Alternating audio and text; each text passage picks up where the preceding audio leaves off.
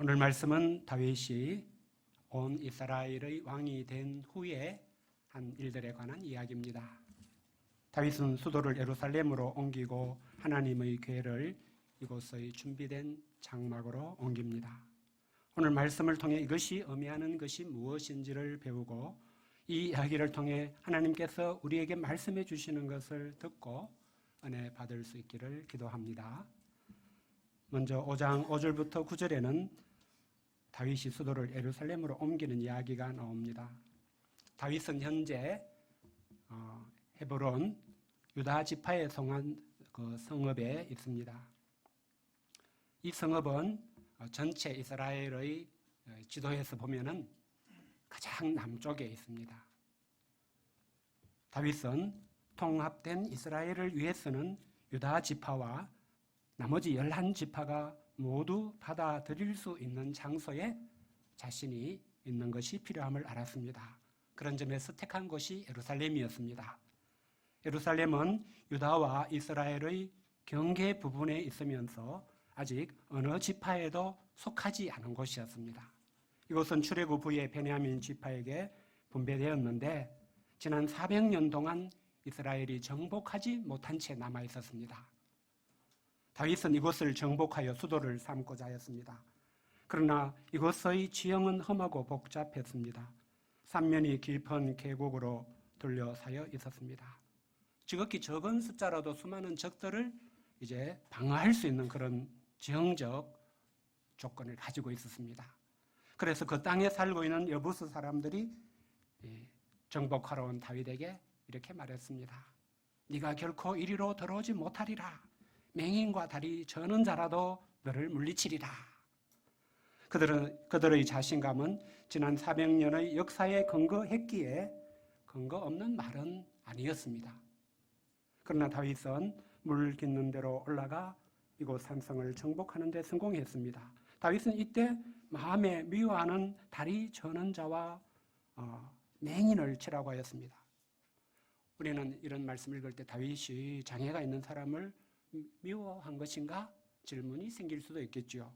9장에 보면 두 다리를 저는 요나단의 아들 머비보셋에게 은총을 베풀고 항상 자기의 상에서 식사하게 한 것을 보면 이것은 그런 의미가 아님을 알 수 있습니다. 여부수족이 스스로를 맹인과 다리 저는 자라고 칭한 것으로 여기고 그들을 치라고 하는 뜻이었습니다. 또한 이 일이 속담이 되어 맹인과 다리 저는 자는 집에 들어오지 못하리라고 한 것도 여부수족의 생존자는 그 집 곧 다윗성에 들어오지 못하게 했다는 의미였던 것으로 이해할 수 있습니다. 다윗은 그 산성에 살면서 다윗성이라 이름하고 밀로에서부터 안으로 성을 둘러싸았습니다.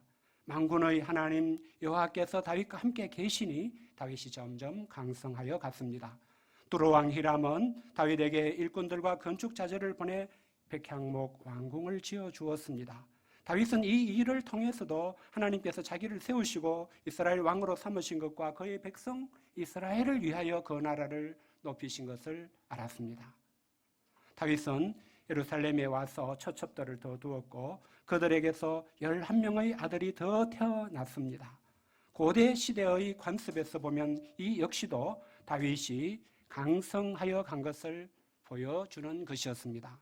다윗 왕의 강성함을 볼 때 표면적으로 보면 어떻게 보기가 쉽습니까?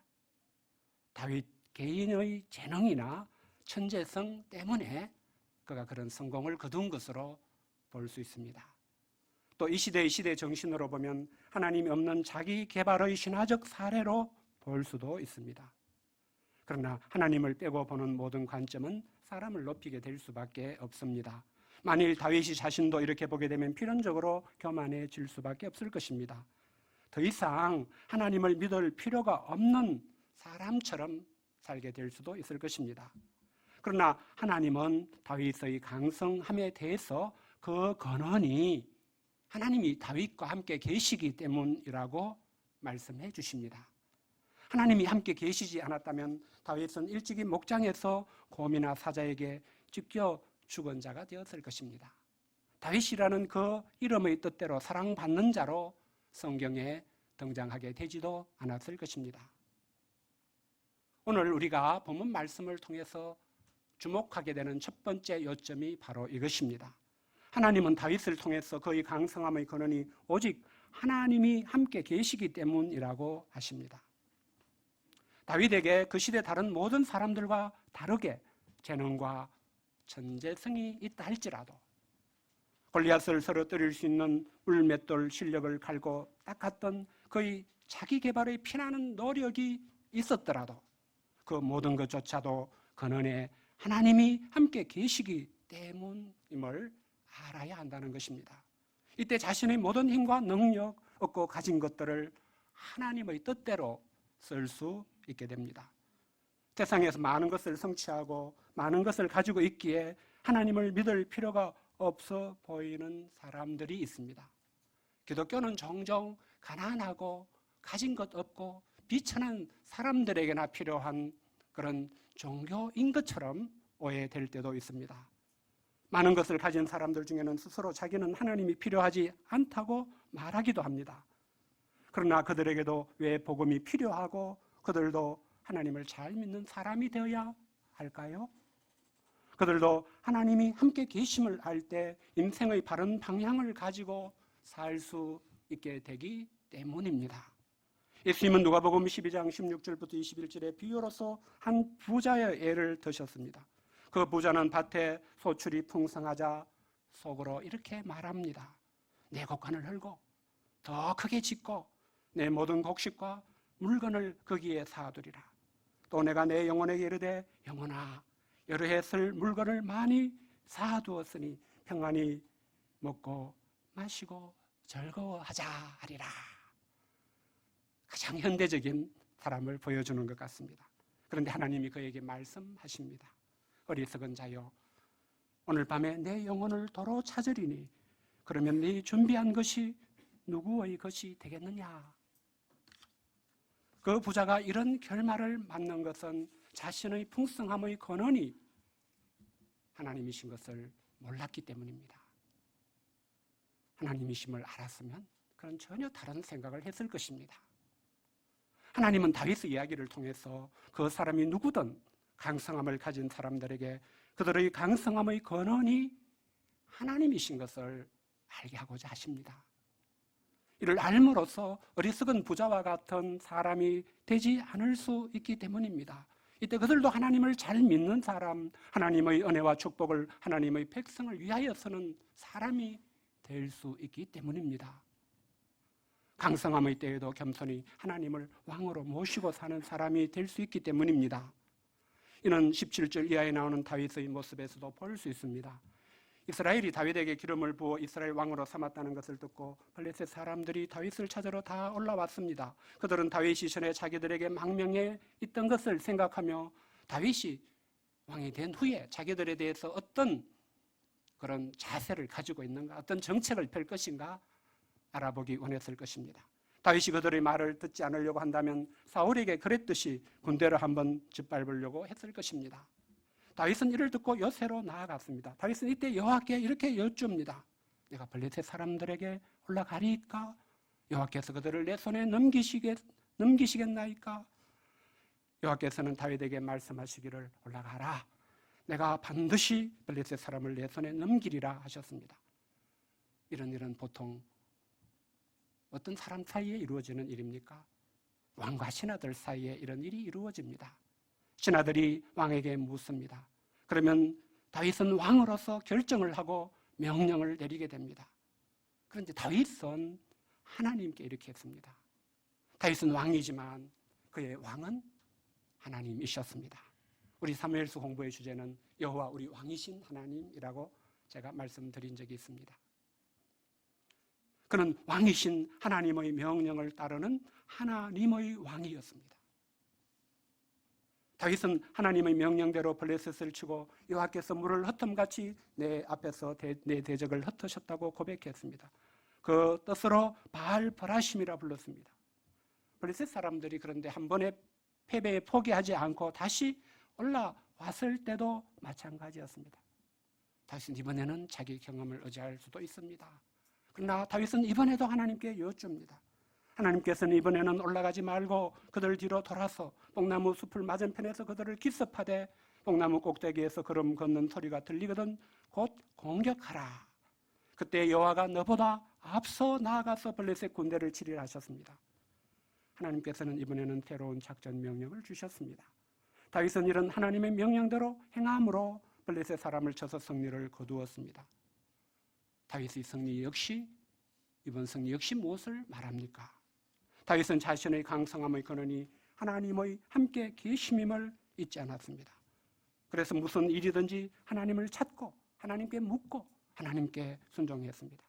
하나님보다 앞서지 않고 자기보다 앞서 싸우시는 하나님을 따랐습니다. 이것이 자기 힘을 믿고 자기가 앞서는 것보다 더 나았습니다. 그러므로 우리도 모든 상황에서 하나님이 우리의 힘이심을 믿는 사람, 그래서 하나님이 앞서 행하시고 우리는 이 하나님을 따라 행하는 사람이 될 수 있기를 기도합니다. 이후에 다윗은 이스라엘에서 뽑은 무리 3만 명을 다시 모으고 바알레 류다로 갔습니다. 이것은 당시 하나님의 교회가 있던 기럇 야림의 또 다른 지명이었습니다. 다윗은 하나님의 교회를 예루살렘으로 메어오려 하였습니다. 그 교회는 그룹들 사이에 자정하신 만군의 여호와의 이름으로 불리는 교회로서 이스라엘 중에 하나님께서 함께 계심을 나타내는 것이었습니다. 다윗은 이런 교회를 예루살렘에 옮김으로써 하나님이 함께 계시는 은혜를 온 이스라엘에게도 알게 하고자 했습니다. 그런데 하나님의 교회를 옮길 때는 율법에 따라 레위 지파의 고아 자손들이 어깨에 메고 옮겨야 했습니다. 그런데 이때는 하나님의 교회를 새 수레에 싣고 산에 있는 아비나답의 집에서 나왔고 아비나답의 아들 우사와 아요가 그 새 수레를 몰았습니다. 이때 다윗은 이스라엘 온 족속은 여러 가지 악기와 수금과 비파와 소고와 양금과 재금으로 요 앞에서 연주하며 따르게 했습니다. 그들이 나곤의 타작마당에 이르러서 소들이 뛰므로 우사가 손을 들어 하나님의 궤를 붙들었습니다.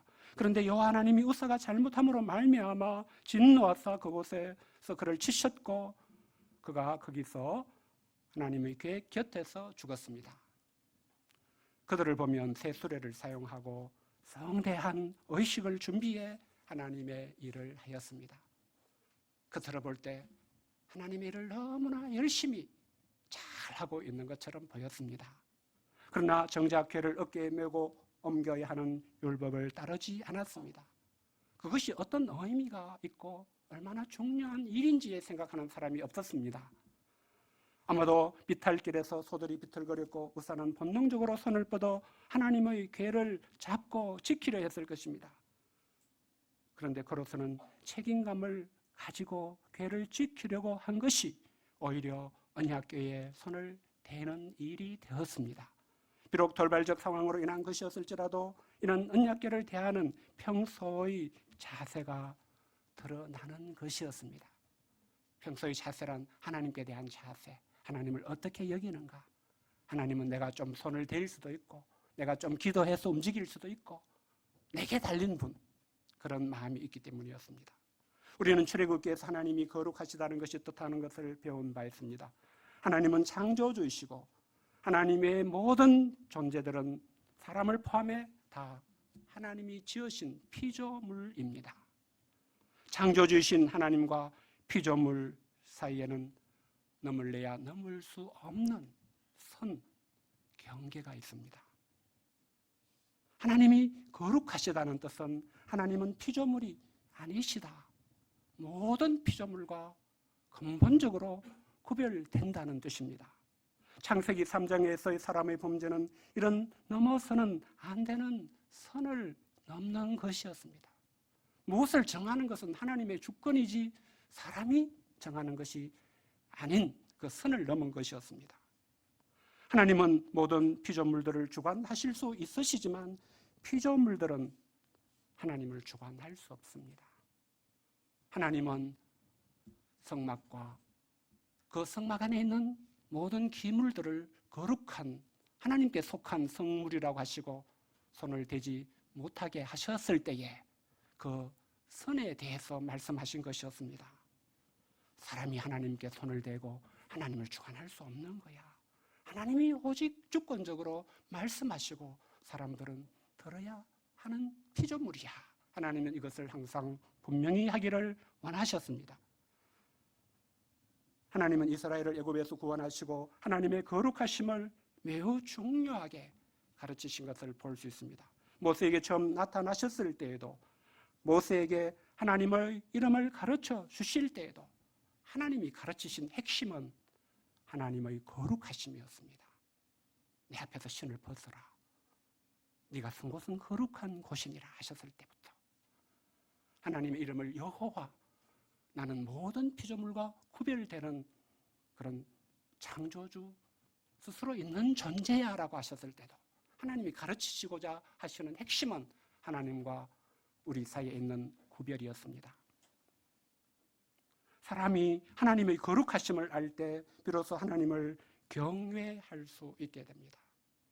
섬기며 순종하는 사람의 본분과 자리를 찾을 수 있게 됩니다.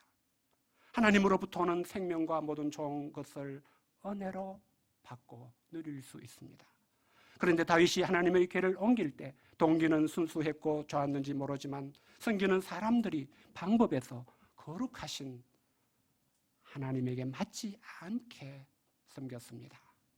그 결과로 생긴 것이 우사가 궤에 손을 대었다가 죽임당한 것이었습니다.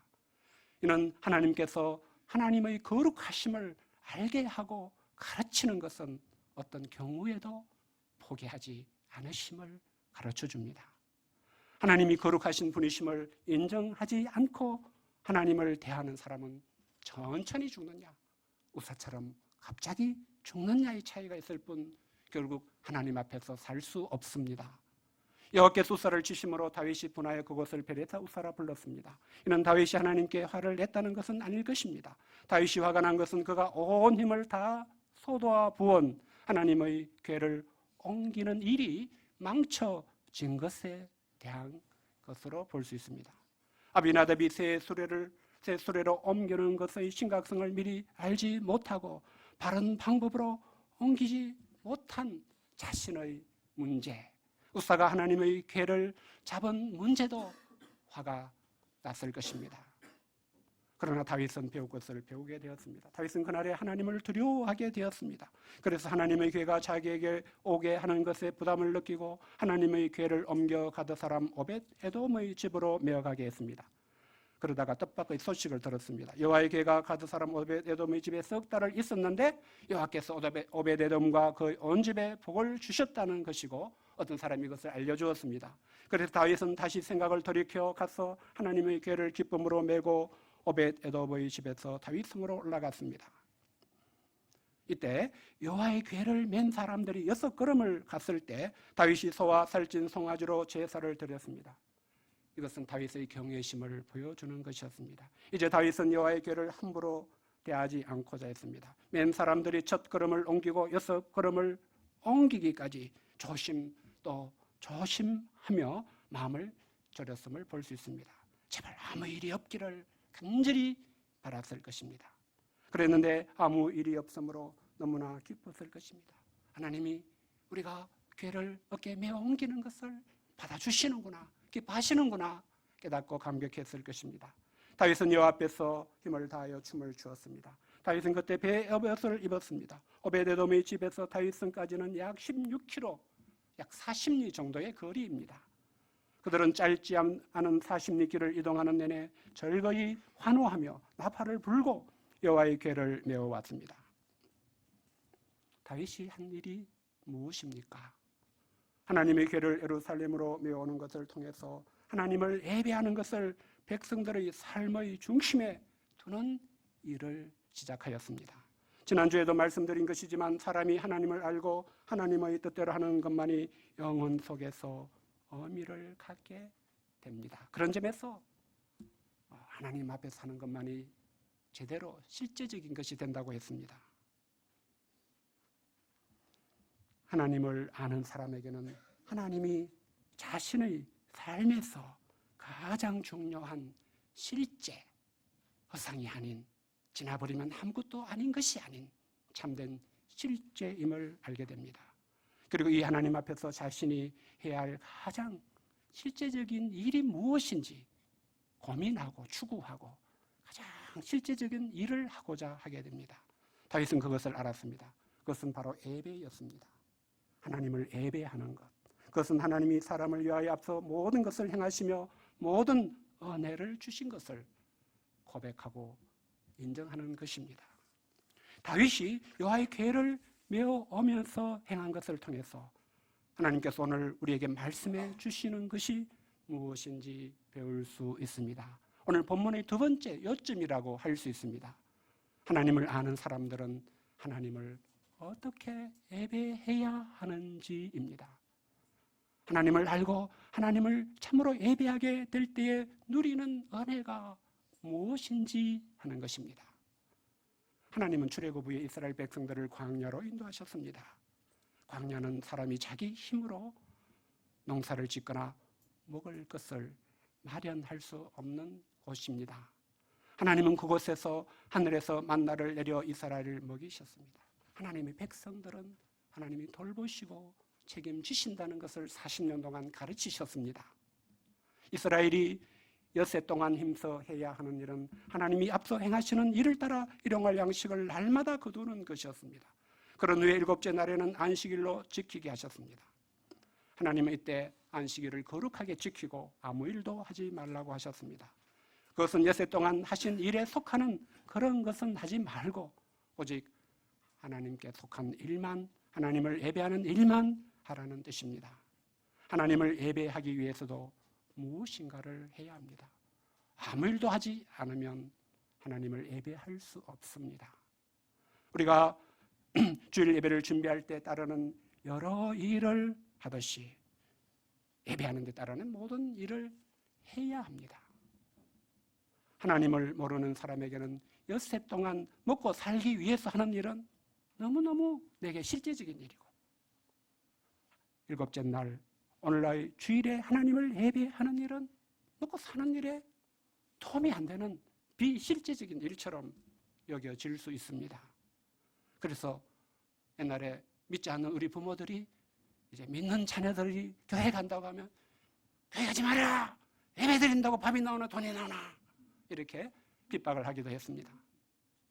그러나 오늘 본문에서 사람의 모든 강성함의 근원은 하나님이라고 말씀하셨습니다.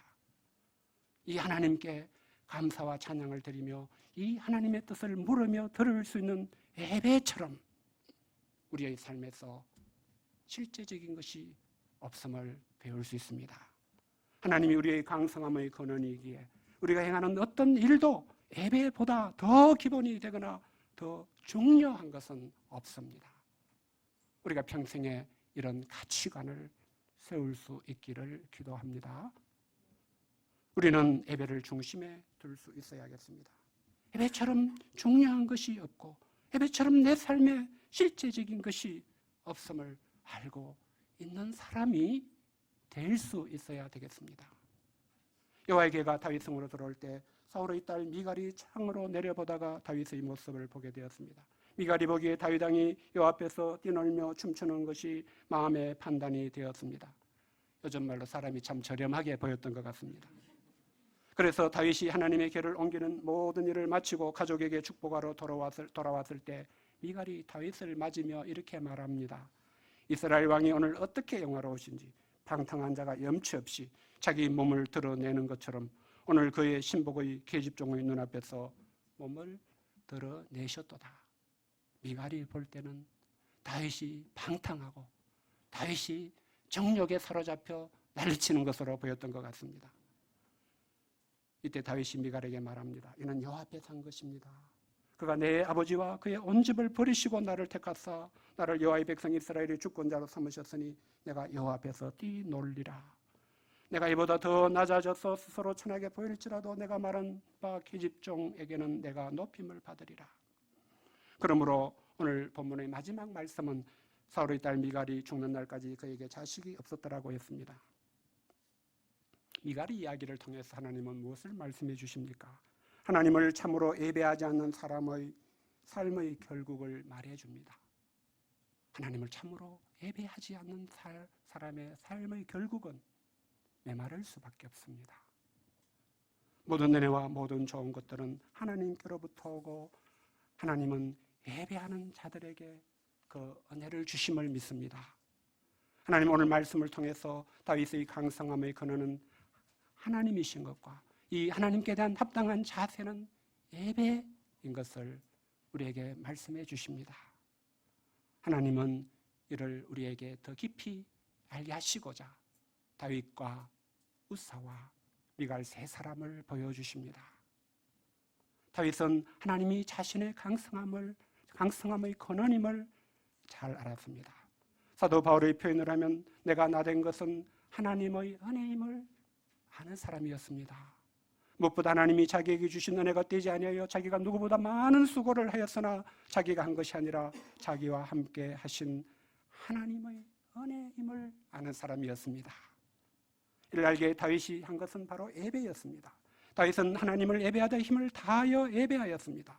오늘 말씀에서 보면 다윗의 예배는 여호와 앞에서 힘을 다하여 춤을 추는 것으로 묘사됩니다. 저는 춤을 출 줄 모르는 몸치입니다. 그래서 춤추는 사람들의 내면을 잘 알지는 못합니다. 그렇지만 춤추는 사람들 보는 것은 좋아합니다. 아프리카 수양회로 신방을 할 때마다 아프리카 형제 자매들이 얼마나 온 마음을 다해서 춤을 추는가 늘 지켜보았습니다. 그때만큼 그들은 모든 세상 시름을 다 잊고 오직 하나님께만 집중한다는 것을 알 수 있었습니다. 제가 작년에 갔을 때 이렇게 춤추는 사진 보내줬잖아요. 영상으로. 그 눈빛을 보면요. 그렇게 취해 있을 수가 없어요. 다윗이 하나님 앞에서 힘을 다하여 춤을 추는 것, 하나님 앞에서 뛰노는 것은 하나님을 예배하는 정신이 무엇이어야 하는가를 보여줍니다. 그것은 하나님을 기뻐하는 것입니다.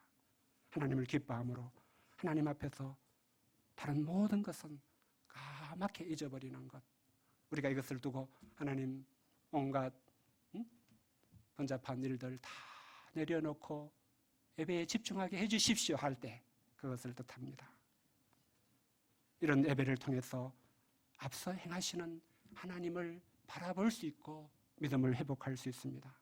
하나님께 모든 것을 맡기고 모든 것을 내려놓고 하나님의 뜻을 따라야지 하는 거듭난 마음으로 일어설 수 있게 됩니다. 반면에 우사와 미갈은 이런 예배를 알지 못하는 사람이었습니다. 우사에게 예배는 어떤 것이었을까요? 우사에게 예배는 성가신 일이었습니다. 왜 안식일마다 예배가 있어가지고 귀찮게 하느냐, 마음껏 차지 못하게 하느냐, 등산도 못 가게 하느냐, 그런 정신이 우사에게 있었을 것입니다. 우사에게 예배는 할 수 있는 대로 쉽고 편하고 짧고 빨리 끝나는 게 좋은 것이었을 수 있습니다. 우사가 형제 아효와 함께 새 수레를 만들어서 언약궤를 그 수레에 싣고 가는 것의 정신이 그런 것이 될 것입니다. 미갈에게 예배는 어떤 것이었을까요? 미갈에게 예배는 구경하는 것, 쇼를 보는 것과 같았습니다. 미갈은 온 이스라엘이 40리길을 하나님을 찬양하며 기뻐하며 언약궤를 옮기는 일을 할 때에 왕궁의 창문에서 이렇게 구경을 했습니다. 예배하는 자는 아니었습니다. 낮아져서 그 예배의 행렬에 뛰어들 수 있는 사람이 아니었습니다. 미갈에게는 사무엘상 19장 13절을 보면 하나님이 아닌 다른 섬기는 우상이 있었던 사람이었습니다. 이런 미갈은 예배의 자리에 있어도, 예배의 상황에 있어도 중심에서 예배하지는 않았습니다.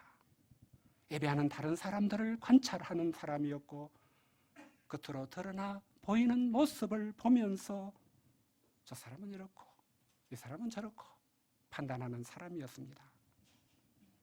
그런데 오늘 본문을 통해 하나님이 우리에게 말씀해 주십니다. 우사와 미가를 보여주시면서 말씀해 주십니다. 누구든지 하나님을 알지 못하고 참된 예배를 드리지 않는다면 생명을 잃게 될 것이며 그 삶은 메마르게 될 것이라고 말씀하십니다. 그러므로 우리는 오늘 말씀을 통해서 우리 각자의 예배를 돌아볼 수 있으면 좋겠습니다. 혹시라도 빗나간 것이 있으면 바로 잡을 수 있으면 좋겠습니다. 나에게 예배는 무엇입니까? 하나님을 기뻐하면서 모든 문제, 모든 걱정과 근심, 모든 시름을 잊어버리는 시간입니까? 하나님을 다시 만남으로 내 앞서서 나를 위해 싸우시고 나를 위해 모든 좋은 것을 예비하신 하나님, 예수님을 우리에게 허락하신 하나님을 바라보는 시간입니까? 우리가 우리의 삶의 중심에 하나님을 참되게 예배하는 예배를 둘 수 있기를 기도합니다.